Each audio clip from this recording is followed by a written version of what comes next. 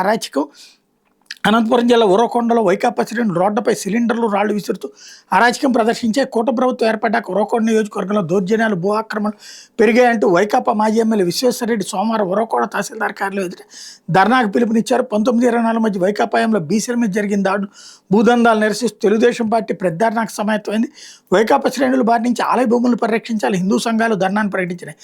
అప్రమత్తమైన పోలీసులు ఎవరికి అనుమతి ఇవ్వకపోయినటువంటి సందర్భంలో విశ్వేశ్వరరెడ్డి మాత్రం వీడియో చేసి జనాలు రెచ్చగొట్టారని హైలైట్ చేశారు. అయితే సహజీవన బంధాలకు వేధింపుల చట్టం వర్తింపు, వివాహిత మహిళలకు భర్త అతని కుటుంబీకుల క్రూర ప్రవర్తన నుంచి రక్షణ కల్పించే ఐపీసీ 498A పరిధిని సుప్రీంకోర్టు సోమవారం విస్తరించింది. సహజీవన భాగస్వాములకు ఈ సెక్షన్ వర్తిస్తుందని స్పష్టం చేసింది. పరస్పర అంగీకారంతో భార్యాభర్తలు ఒక జంట సహజీవనం సాగిస్తుంటాయి. ఆ అనుబంధంలోని మహిళను వేధింపులకు గురి చేసే పురుషుల మీద ఈ చట్టం కింద చర్యలు తీసుకోవచ్చని justice Sanjay Karol, justice N Koteswara single ధర్మాసనం పేర్కొంది. వివాహితను భర్త లేదా అతని బంధువులు వేధించి రక్షించేందుకే ఈ సెక్షన్ ఇంతవరకు పరిమితమైందని, వివాహం లాంటి అనుబంధంలో కొనసాగుతూ ఈ సెక్షన్ కింద నిరాభియోగానికి గురైన వ్యక్తుల అరెస్టుకు సంబంధించి చట్టంలో నియమాలను ఉపయోగించవచ్చు అని చెప్పింది అన్నటువంటిది హైలైట్ చేశారు. అయితే డ్వాక్రా మహిళల రుణాలపై